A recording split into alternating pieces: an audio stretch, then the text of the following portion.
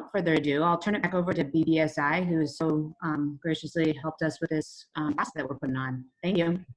Fantastic. So Aaron's going to share his screen, and that way y'all can see what we're doing and get started. We can make sure we get that screen shared first.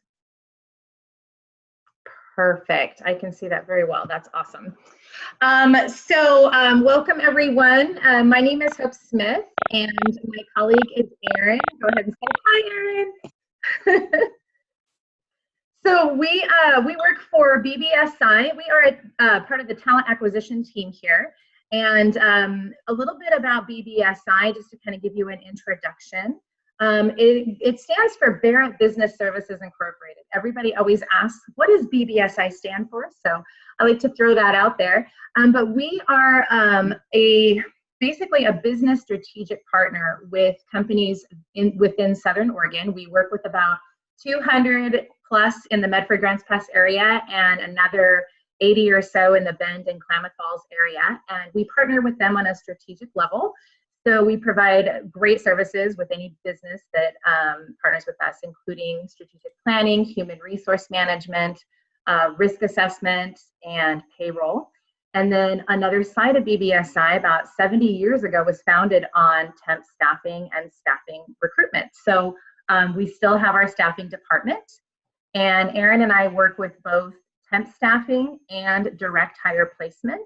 And so we interview lots of candidates. That's our main position, is we're matchmakers for BBSI. We take great candidates and we match them with great employees. And so one of the things that we do on a regular is we view resumes all day long. And so we're here to help you build that great resume and learn from the people who look at them and what they're looking for, and what's going to make you stand out when you're looking for that key position and that key job. So if you want to get a hold of us, of course, you can see we have Medford-Grants Pass phone numbers there for you. You can also visit our website, and at the end, we'll have some more contact information for you as well. So let's get started. So today we're going to cover in resume building, we're going to start with cover letters. I will be going over the importance of cover letters, what to include in them. Aaron will then be jumping on and teaching you how to build a resume, starting from those tips using the K.I.S.S method, and he'll tell you all about that. Also, what kind of format is a best practice, and what employers like someone like BBSI or any particular hiring manager is going to be looking for in your resume. What not to include. Some people do add more things than needed and unnecessary items. And then whether or not you should have references on your resume. And at the very end, we'll have some time for some questions. If you have any questions, go ahead and write them down, and we'll get to those at the end. So we're going to start with cover letters. The importance of cover letters. Well, the main purpose, honestly, is to have that employer get ready to read your resume. You want to draw them in. What is it going to take to get them to open up your resume, take a closer look at it? And so that's what that cover letter is. It's sparking the interest of the employer. So it tells us who you are and why they want to hire you, which is important. It's going to highlight your strengths. So not just what your resume will say, you know, this is what my responsibilities were, this is what I did at this job, but it's also going to get a little more in depth in really who you are as a person and why they want to hire you based on the strengths that you can bring to the table for the position that they're looking for. It needs to complement your resume, so it's a piece of your resume. A lot of people think they just need to turn a resume in, but when you add that cover letter, it's going to stand out. So it actually is a complement to your resume. It doesn't replace it, but it comes in first. It's going to also showcase your writing ability. So any position that is looking for any type of upper level position and or administrative assistant, but showcasing your writing ability can help with any job. It doesn't matter if it's a general laborer or not. If you can show your writing ability and show that you have professionalism, it's going to stand out a lot better regardless of the position that you're looking for.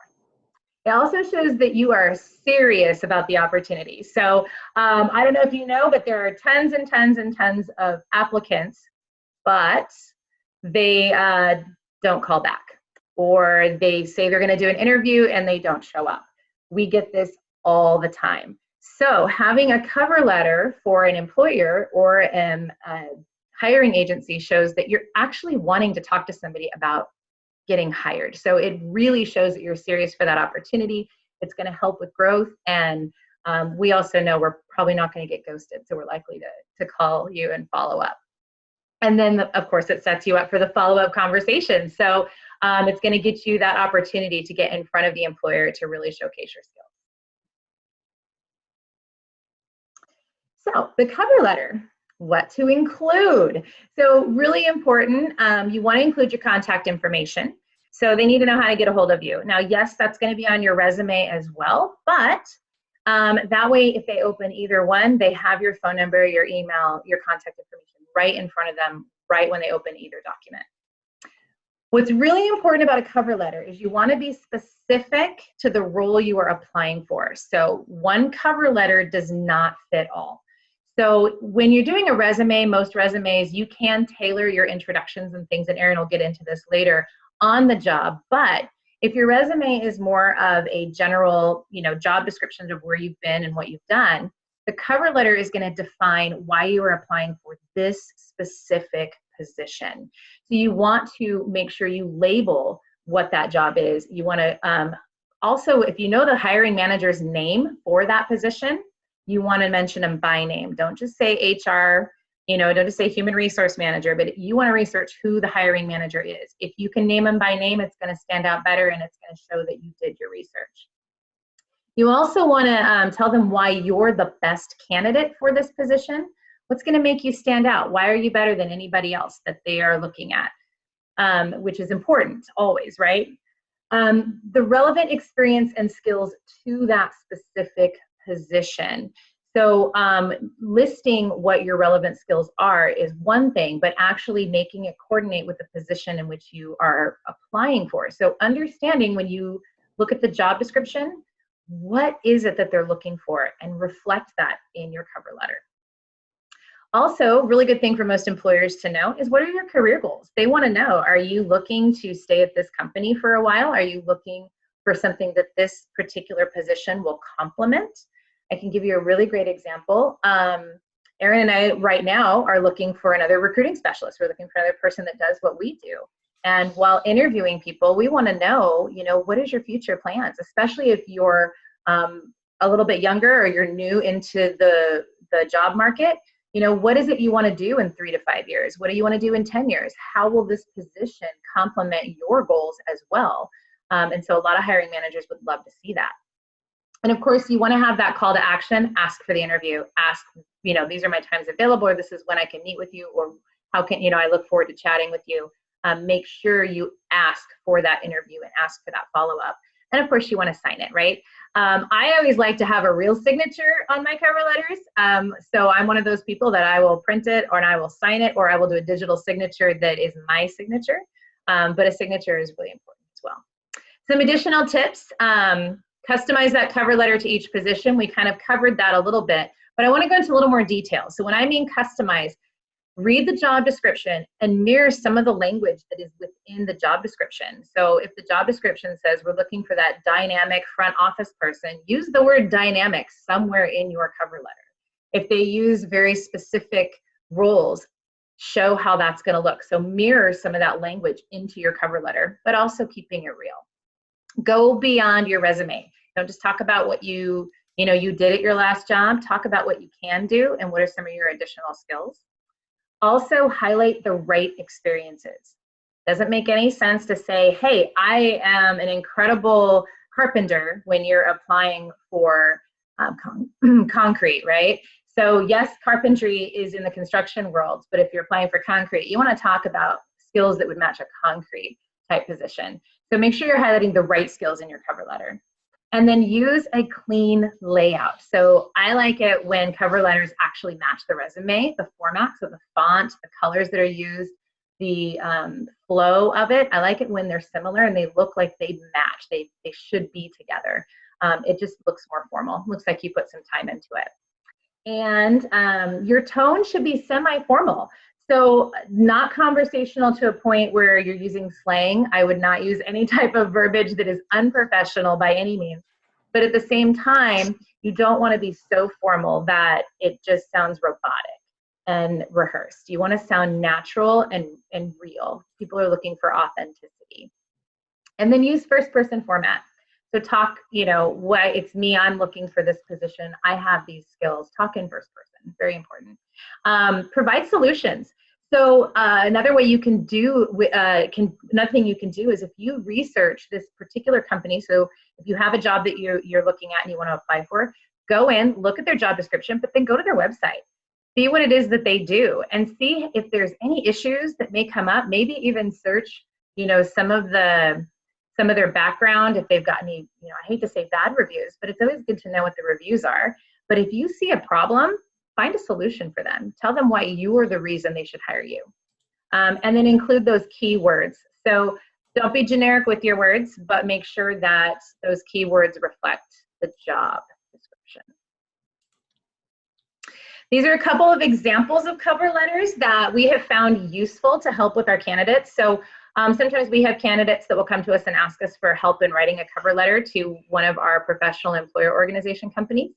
I've referred them to Glassdoor in the past. It's my favorite. It really gives you a great layout for what it should look like and kind of helps you fill that in. So it's slightly generic. Of course, I always recommend putting your own flair to it, but it gives you that intro and the body and the closing and that call to action and kind of gives you a really good idea what to do. And then Zeddy also offers a little bit more of a formal cover letter. So one is a little more on that semi-formal, and then Zeddy has a great cover letter for more of the formality and what it could look like if you want to put your name, your address, if you know that employer's contact information. It's a really great heading and a good formal way to actually write it. I also love the fact that in their main paragraph, they have bullet points in there. I think that bullet points always can highlight key things and make things really awesome for you. So I'm going to turn it over to my amazing colleague, Aaron. He comes from a really great background, and he has actually taught classes in resume building before, so he's going to help you out. Hi. Well, yeah, it's been an interesting time to go from back when I was looking for a job in my 20s to now. Things have changed a lot. When we look at resumes, it used to be that, it was handwritten or it was either typed out. Now that we have the capabilities of doing everything online, a lot of hiring managers don't like to take them in person. I remember that the best way of doing it was to actually walk in person, hand a resume to a hiring manager or manager, and get to that point. Unfortunately, we can't do that anymore. Most of the time, you'll actually have somebody say, oh, we have an online application, you can submit your resume there. So there's a difference between what a professional resume looks like now than what it looked like when I was in my 20s, which was only like 5 or 6 years ago. But we'll get off that subject. So I like to always go with resume tips first. I like the KISS method. Keep it simple, silly, simplistic. Make sure that it is readable. Make sure that you don't have like little frilly things on the side. Or I remember my first resume when I was in high school, I sent it to my teacher and I had like all the cool little like happy faces and things you could put on a resume. And it doesn't look professional. So we want to always try to keep it to one page. There are some exceptions to that rule. There are some jobs that do require experience, and you want to show that you have that experience, and you want to show your job history. So for example, we'll be looking at my resume soon. That resume is a 2-pager just because whenever I'm going for a job, usually for those higher end jobs, you're looking for at least enough experience. Be concise. Use brief statements in the form of bullets or sentences. As Hope said, bullet points are really great for these kind of things. Small sentences just to say what you did. Keep the font size from 10, 11, or 12. Set margins to no less than 0.5 inches around. The reason why we do this is because you have to think of your resume as real estate. It is probably one of the best things for you if you don't want things crowded on a page. When you're looking at a piece of property, you want to see a nice piece of property. You're like, this is something I want to buy. You're selling yourself to somebody else. This is how you do it. Do not use the word I. We don't want to see that ever. It's too personal. It's not professional for that kind of thing. Use past tense in describing past positions, and use present tense for your current position. It just shows that you did work for some place and now you're working for another place, and for the future you want to work somewhere else. Be consistent in your use of punctuation throughout the document. For instance, either use periods at the end of all your sentences, bullet points, or not. Use bold, italics, and underlining format to break up the text to make documents to read easily. We like to see, well, we see about at least 100 resumes a day. So when we're looking at them, if we can't recognize where your summary is, your job descriptions are, your work history, it gets jumbled. If we can't read it, then we usually pass it on. And when we talk about that, it usually takes about a minute for us to actually look through an entire resume before we go say yes or no to it. So this is the resume format that I use personally. There are a few different kinds. There's chronological, there's skills, and then there's the hybrid format. I like to use the hybrid format because it puts my summary up in front, and then also puts my skill set up in front. I did operations management, team leadership. These are those key words that most employers are trying to find. And if you have them right up in front, right at the beginning of your resume, usually that will pique interest. When I'm looking at resumes as well, I try to find those keywords. And then we go on to the other parts. But basically, let's make sure that your contact information is correct. You always want to have your first and last name, the city that you live in, your phone number, and then I always add an email address and then a LinkedIn account. It's professional to have a LinkedIn account nowadays, especially if you're going for those more staffing, higher end jobs. So we try to make sure that we have something professional. Please stay away from like Facebook and Instagram personal pages. There's no need for that on a resume. But anyway, make sure that you have all these before you start on anything, and then always put in a quick little on the top of what you're actually looking for. So I always like to customize my resume for anything that I go out for. For example, when I go out for a different job, let's say I'm going out for talent acquisitions or recruiting, I'm going to put I'm a talent acquisitions person. If I was going out for a general manager, at the top of my resume, I'd be like general manager. I have experience in both, so I just make sure that they know what I want and what I'm doing. Summary of the statement. Basically, this is the first opportunity to explain your strongest experience, accomplishments, and skills. It distills your entire resume into a short, easy-to-read blurb from recruiter or hiring manager. So, keep it simple. Again, it doesn't have to be a long page. It doesn't have to be a page and a half long. We have seen ones where it's a full front page of just a summary. We don't need to know your entire life.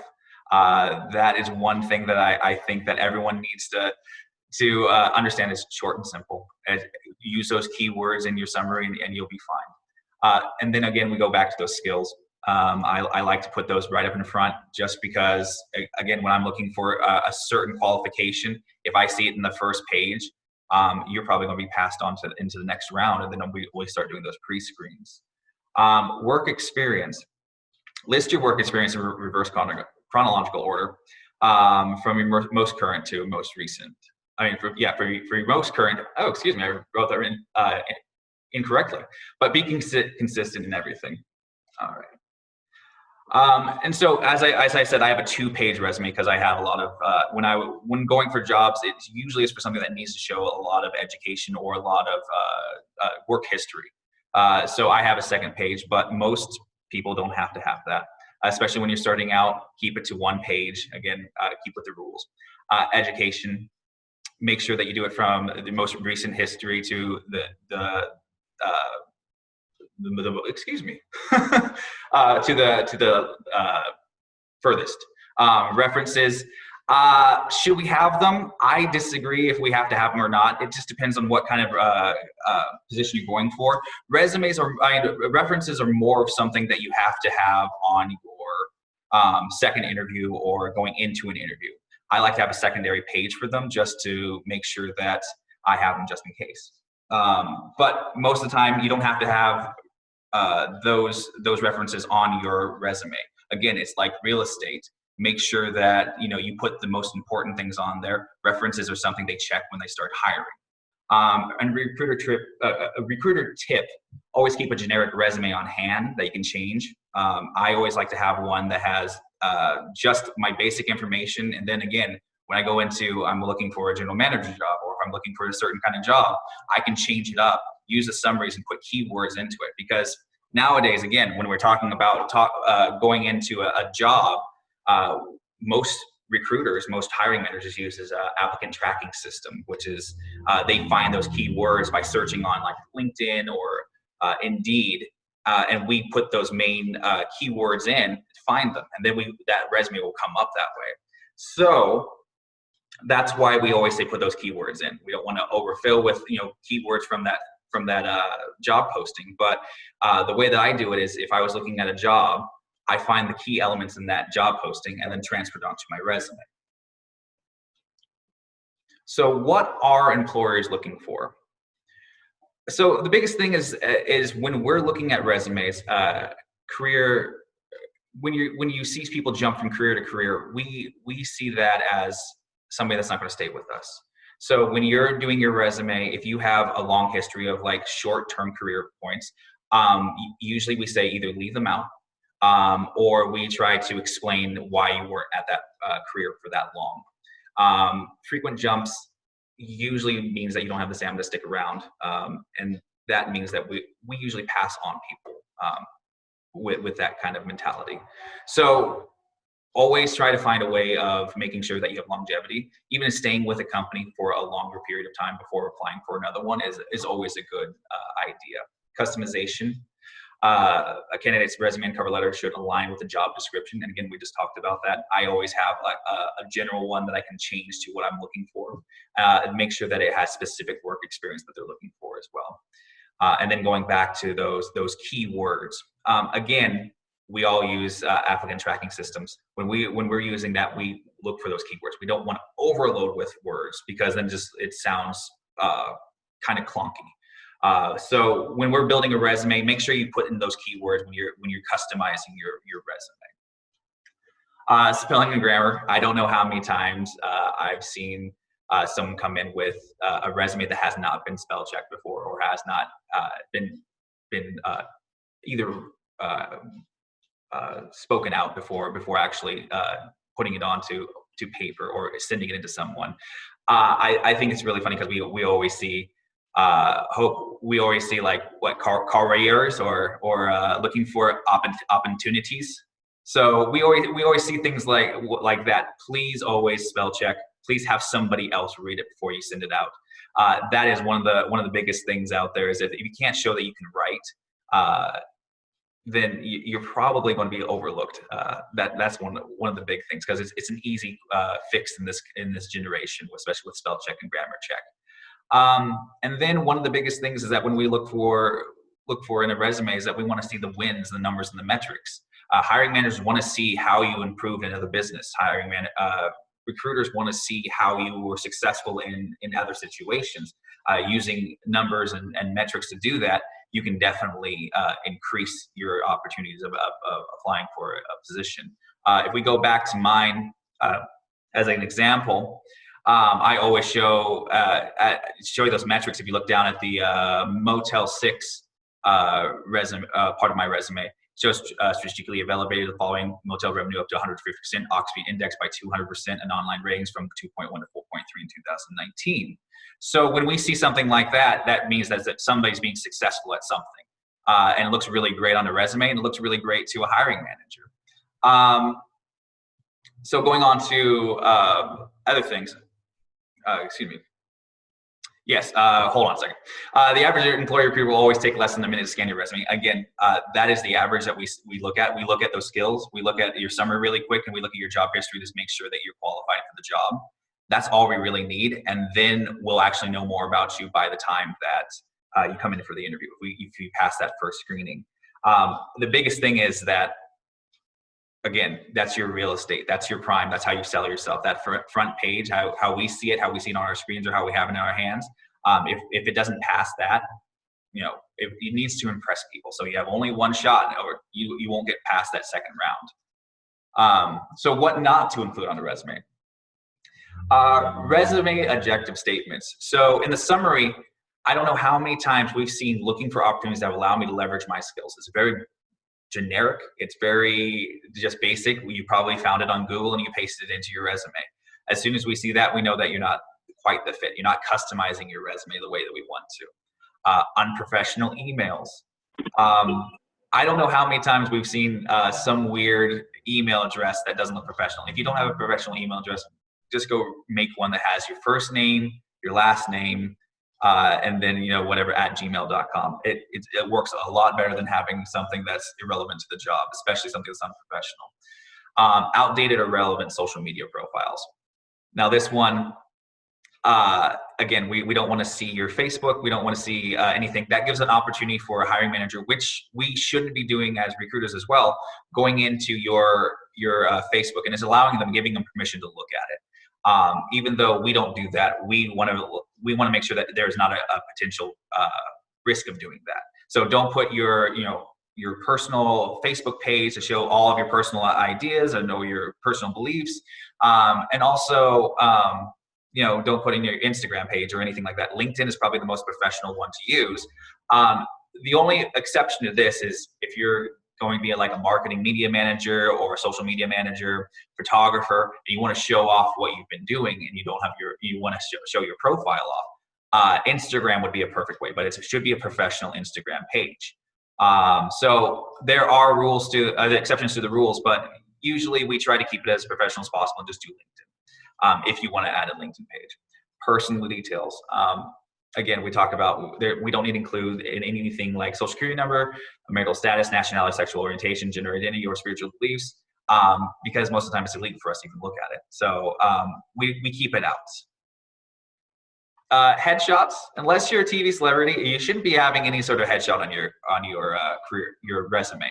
I know that Word came out a couple years ago with one that had your headshot because they wanted to prove that you were a professional person. And I think I had one for a moment that had me in a tie that was out there and trying to be as professional as possible. It's one of those things that as soon as it came out, it was taken down just because it reveals your nationality, gender, age, and we're not supposed to be putting that as a factor. So always keep it off. And then we talk about those buzzwords. We talk about keywords, and there's a difference between keywords and buzzwords.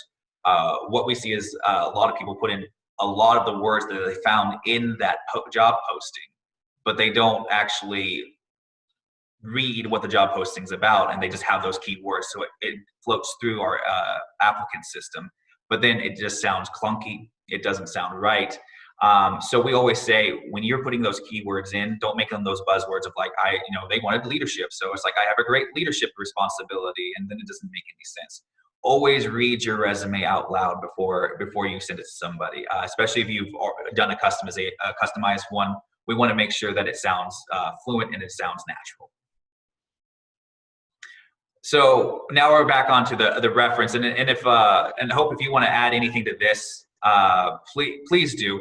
I'm on the personal opinion again, unless it's specifically requested on your resume for the application. Don't put it on your resume, because again, it's real estate.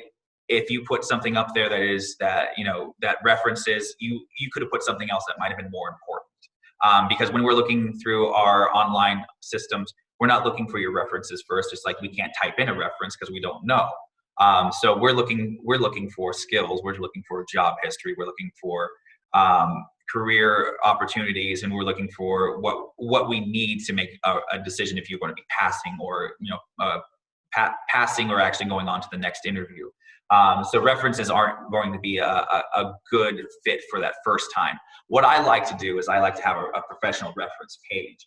And it directly is people that I've chosen for the job description that I have available on my first interview. So it's a third page to your resume that you can have. I wouldn't put it on your main resume when you're applying for positions. The example of how it should be for references on any sort of situation, it should be the name of the person, the company they work for, what their occupation was, the phone number, and then the email address. Don't give any more personal information like their address, personal address, or work address. They just need the information to contact. Yeah, I can chime in on that real quick. And with references, it's not personal references. It's not your best friend. You're looking for professional references, people in the business community. If you're going to put them at all, make sure it's someone who actually has credentials or can speak to your character in a professional environment. Exactly. Again, it's prime real estate on your resume, and you don't want Uncle Joe on in your front yard telling them about the birthday party you threw up your cake. So what you really want is somebody that can prove that you have the skills and qualifications that you need. Yeah. So we're ready to open it up for any questions. What are your thoughts, honestly, on the address or city? So I've noticed, especially, trying to apply here or to Colorado, it was a lot of employers don't want that out of state, individual, even though say I can move myself up here, without say, any sort of compensation. Do you think putting where you're actually located might hinder your opportunity? Yes. And so I would, if you're going to be moving out of state or going into a position that's out of state, I would leave your location out if possible. We've had several applicants. I will actually call, but we get applicants that say, they're from Texas or they're from Reading or whatever. I will call or message and say, are you moving to Southern Oregon? Or, but if we know that ahead of time, or we don't know what, they don't live here, I'm more likely to call them and talk with them more. But I have had managers in my past that have completely just throw the resume to the side because it said way out of state. They didn't want to talk to them. One of the best things to do is actually, instead of putting a city, is putting willing to relocate on your resume. So it shows that you're open to the opportunity, but they don't know where you're actually at the moment. Yeah. Thanks, Charlotte. I look at a lot of resumes myself. Yes. Hi, Kelly here. I have a friend who swears by printing her resume on fancy or thick paper, and she says that it always makes it stand out more. Is that something you've heard of or would even recommend? It's a little of an old school way of doing it. Honestly, if you're going in for the actual interview, it might be beneficial to do. It's a nice touch. But again, most of the time, your actual resume is online. Your actual resume, you're submitting a PDF file, and that's another thing. Never put in a Word file to any resume for any application. You want to put in a PDF. So change it to a PDF file so it's unchangeable, because it's more professional that way as well. I was actually going to jump in and say the same thing, but not a scanned PDF. Make it a copy of the original. We get some that are kind of scanned sideways, or they're not cropped right, or you can tell it's just been copied. Try and keep the original PDF that looks formatted. Yep, go to Word, put save as PDF, and it will be formatted the way that you want it to. But honestly, you really don't have to do that, because again, the first time you see it, if it looks nice, that's all we're really looking for, is that it's easy to read, it has the qualifications that we need. Paper, yeah, that does great in an interview if you want to make some extra points, but it's not the determination on if you get hired or not. It's more of the qualifications. Thank you. And I also had a question. You talked about headshots and not to include those, but I know when you link your LinkedIn profile or you mention it on your resume, that does have a picture on it. Is there any recommendations on what kind of picture you should use, or if you should take it down from your LinkedIn profile? Most of the time, well, again, if you're offering to share your LinkedIn profile, everything is going to be public. Legally, you're not supposed to be looking at anyone's Facebook page or personal page, or hunting them down and seeing their personal views for a job opportunity. So it's supposed to be a professional looking picture if you have a profile picture. I have one just up there because it is professional for me and for what I'm doing, especially if I'm going to be someone in the community or doing other community events. They want to make sure that you have a professional look to you. You don't want to have you're out there with doing gang signs or something, or some party that you're at. So Hope, do you want to add anything to that? Well, I actually don't put my LinkedIn page on my resume, but that's a personal choice. So, so it just depends. If you give them permission to take a look, that's one thing, but you want to make sure that you're also keeping the legality side of it as well. They're going to eventually see you in an interview, so it's no different than a LinkedIn page. I personally leave my LinkedIn page off for that exact reason, but if you're going to give them permission, they're going to see who you are, obviously, at some point. So we just want to make sure that we're not putting that employer out there for any type of legal ramification for, discrimination. And honestly, if you really want to think of it this way, LinkedIn is more, if you want to do those references, LinkedIn is your reference. Because as soon as you go onto your reference page, if you have anyone in common with your applicant, you can actually see if that's a person that you can actually reach out to and go, hey, I am looking at this person. Were they, what would be your idea of them? So we rarely do that until that secondary, third interview, because that's something that we want to keep to just looking at the skill sets they have as well as their work history. Again, as a recruiter, we try to make sure that we make it as simple as possible. Again, we're keeping it as simple as possible, looking at skill set and then the work history on everyone. Do you guys, oh, sorry, go ahead, Kelsey. No, you're fine, go ahead. So on the other side, as a hiring manager, do you guys have tips for going through that kind of quantity of resumes? I mean, I know you brought up the things that you guys look for, but is there a way that you do weed through them? Just any tips on that side too? For me, I look at work history first. That's the first thing I look at. And, are they jumping 2-3 months at a time at a job, and does that compare to the position I'm hiring for? So keep in mind, we hire for temp staffing as well as direct hire professional employment. So, if I'm looking at a resume and I see, he's got 20 jobs in the last 2 years, that's going to be a temp laborer, instantly, like I already know that. So when we sort through, it's really when we're looking on professional, we're given that first shot. On a professional side, though, if we're looking for a higher level executive, we're going to look for that format, that simplicity, and the skills right away. So it's going to be that first. So it really depends on the position that you're looking at. Aaron, go ahead and add to that. I know you got some good stuff. So on my side, when I start looking for someone that is in that more of a higher end job instead of temporary staffing, excuse me, not higher end, but just not the more career-based jobs. I always ask my business partner, I'm like, if you're looking, the hiring manager, I'm like, if you're looking for someone, what's 3 things that you want from them? And it's always, hey, I want somebody that's, has longevity. I want somebody that's, either consistent, the key words. And now we're talking about those key words. I instantly go into my ATS and I look for those key words. And when those come up, I want to see if there's anything similar to those that I like. So if it's a job for, a business manager for, a hotel, I'm looking for, do they have any experience in hotels?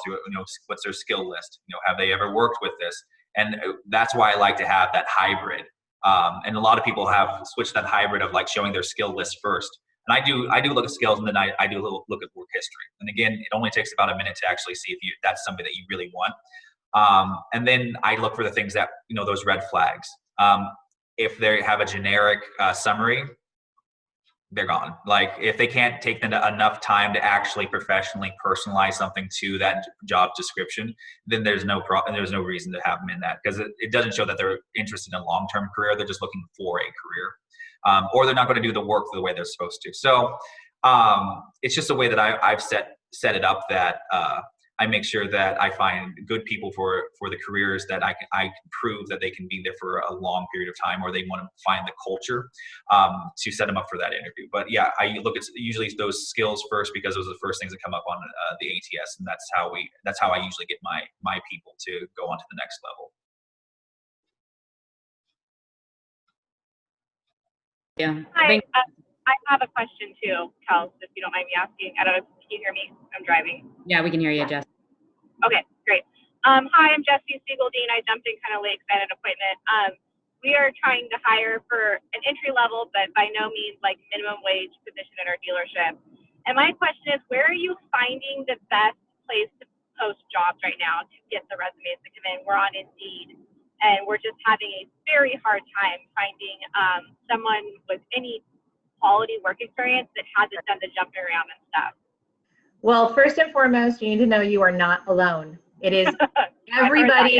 Yeah. So, I mean, even here at BBSI, we have 3 open positions, Aaron.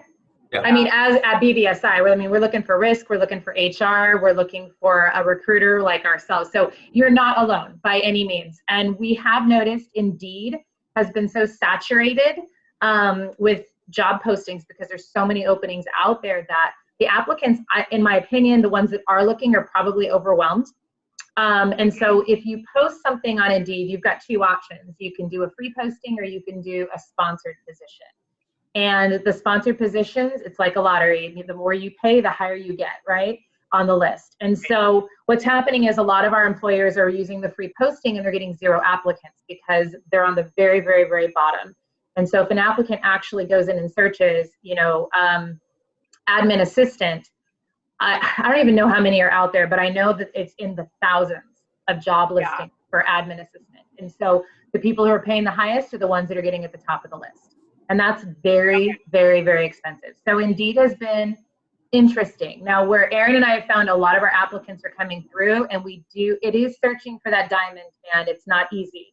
But we're finding them in Facebook ads right now, Facebook job listings and job boards. But we also utilize the chamber websites. Both chambers have a job board. We use the job boards on the chambers. We do our best to go to job fairs, although we've seen very little candidates at job fairs. But if you can find one, it's worth it right now, right? I've even had some BBSI staffing professionals I haven't tried this yet, I'm tempted, but the old school way of posting at minute markets and stores, job openings with the phone number and the website off, and you just literally pull the tab. I haven't tried it, but they said it's worked. Now that's of course going to be in more of like your manufacturing and your, laborer type positions. But I'm almost at that point, right? But we are getting candidates, but it's just tougher, and we're being more creative. In fact, Aaron, do you want to speak to some of the creativity we've had on our social media? Yeah, well, before that, one of the biggest things that we see, and it's number one all the time, word of mouth. The thing is that if you create good culture for your business, people want to work for your business. How do you find out if you have good culture or not? Interview your employees that you have right now, and then ask them this question: if you had a friend, would you invite them to work with you? And then they have probably somebody in their mind like, yeah, I would definitely want to work with that person. And go, how would you bring them in and we'll talk to them? Quick and easy way of finding someone. One of the biggest things that popped out in my head when you said you're looking for someone that is an entry-level position, but with experience. That's a hard. I mean, not experience. I'm just looking for someone that stays at a job more than 2 to 3 months. That's what I qualify as experience. You want someone who's dedicated, not necessarily has experience.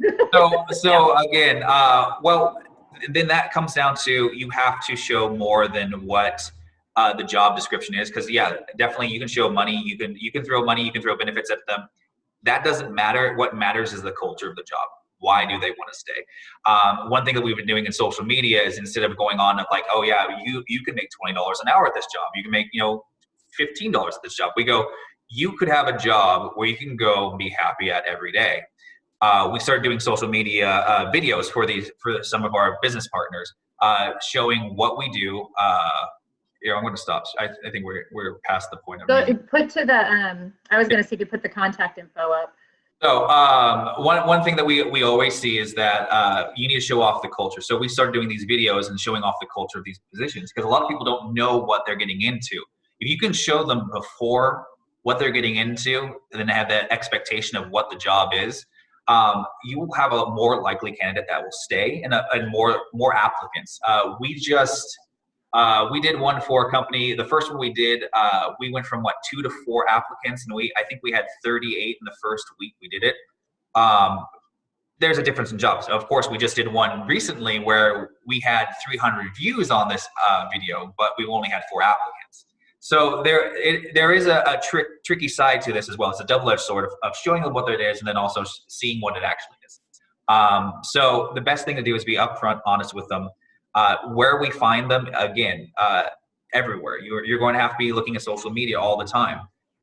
Friends and family are the best, not your direct friends and family, but friends and family of your employees is the best place to go first, because sometimes somebody's friend that likes to work with somebody might be willing to change jobs and stay with the culture because they have a partnership there already. So it just kind of depends on what you're looking for, but again, social media, finding that culture, showing off your culture is a big thing. And then making sure that your employees are on the same page as what you think your culture is and what your employees think your culture is.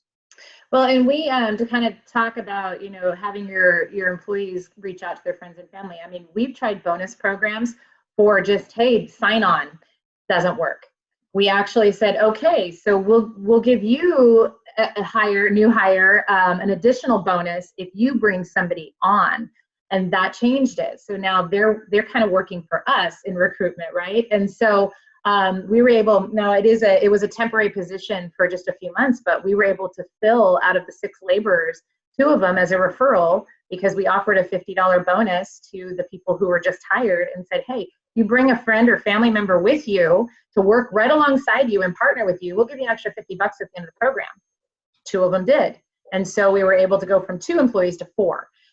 Which right now is really tough to do in a temporary 2-month position. So you can offer those kind of incentives as well. I think BBSI in ourselves, just our company, we offer a pretty good bonus for bringing on someone to BBSI. So offering internal bonuses, but not sign-on bonuses is going to be a little more beneficial.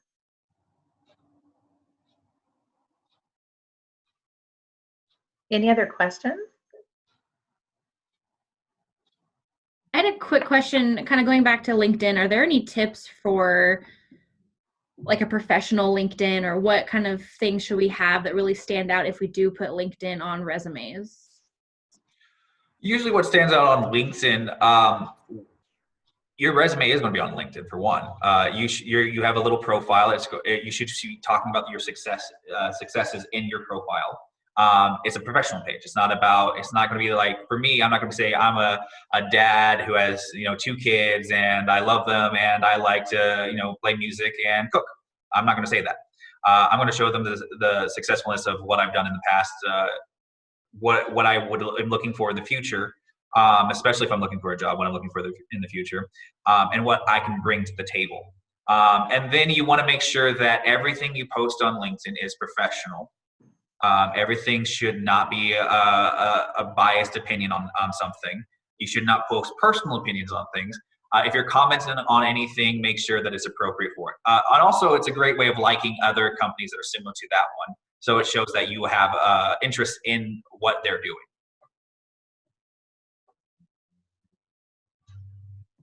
Thank you. No problem.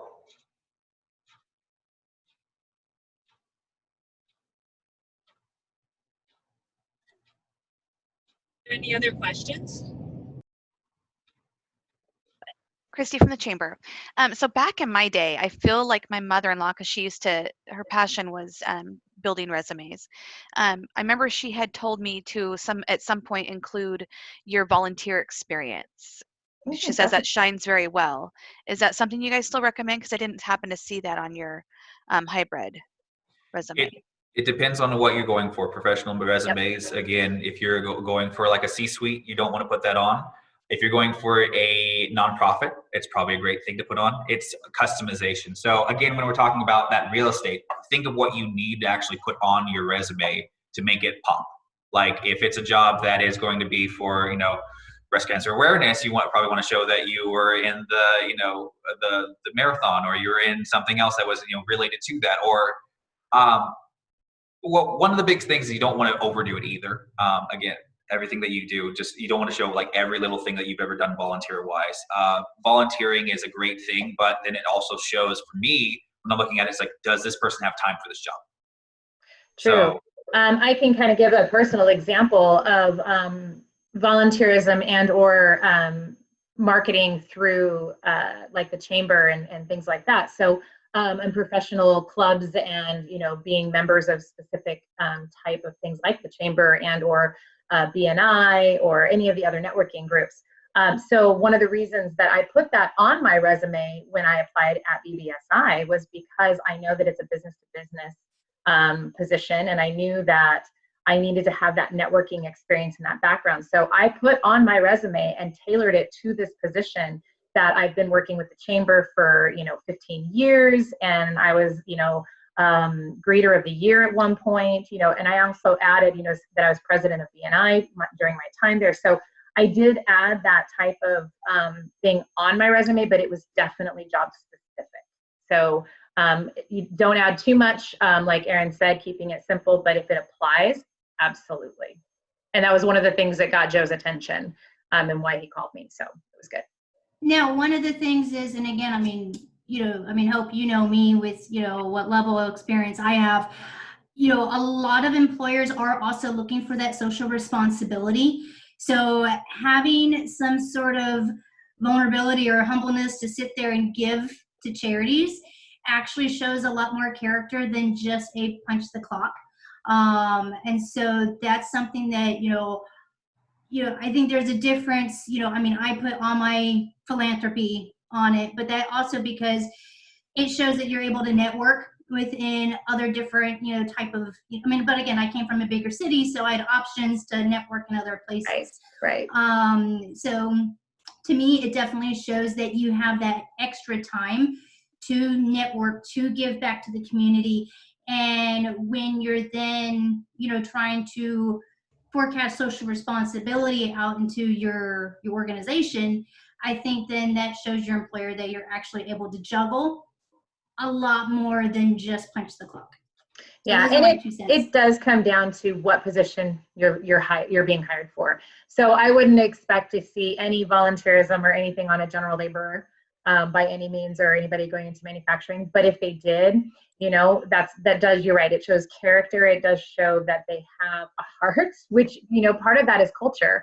So we have companies that are looking for really solid employees that are going to have good ethics and good ethical standards. And so sometimes that does show that personality come out in what they do, you know, on that. But again, listing a list of hobbies and volunteerism and just long lists, as a hiring manager, we very rarely pull that. One thing I would probably then is don't put something that could be controversial or show any sort of discrimination. Absolutely. So that would be the only, you know, thing I would probably suggest is, you know, depends on what you're volunteering for. Exactly. You know, I mean, everybody loves fish. So, hey, Texas State Aquarium, great. Okay. But yeah, so it just, you know, you don't want to put something that could lead to discrimination. And then including volunteering on your resume, do you think it might also be a negative impact because they think that you're willing to work for no pay? Would that affect your pay grade by working for them? It's an odd question. I disagree with that. It comes down to time is money. You're showing that you're volunteering yourself, and you're using your money to do that. So it also shows that my personal worth is more because I have the capabilities of volunteering instead of working 24/7. So it's, you know, I'm taking time off to not make money to go volunteer somewhere will actually prove that, you know, my worth is probably more than what is expected. That's the way that I would look at it. Very good. Excellent question, Christy. Thank you.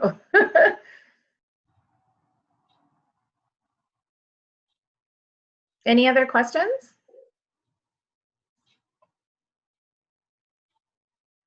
Well, I will put up the share screen again to Our contact info. Yeah. So just in case, if there are any other questions, please let us know. I mean, we're just putting that up there, so you guys need to contact us. Yeah, and you can email us or call us anytime. We'll always reach back out and talk anything through. Even if you just want us to take a look at your resume, happy to do it. Thank you so much. You guys, there's about 4 minutes left. Does anybody have any other questions?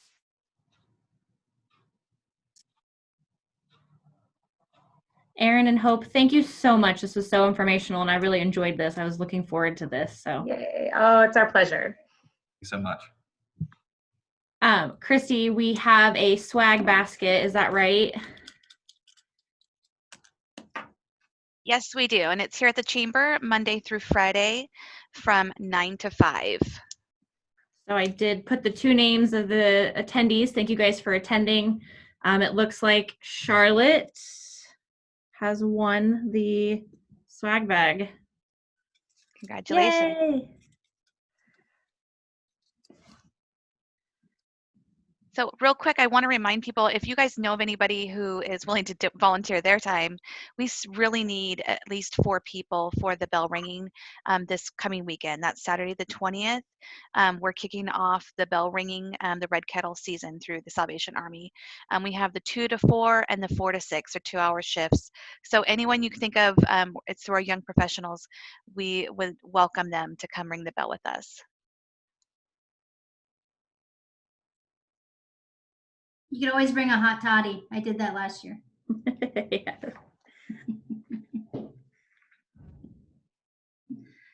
All right. Well, thank you, everyone. I think we'll call it. And thank you for your time. Thank This you was so very much. impactful. Thank you, guys. All right. Everyone have a great day. Thank you. Thank Bye, you. everybody. Bye.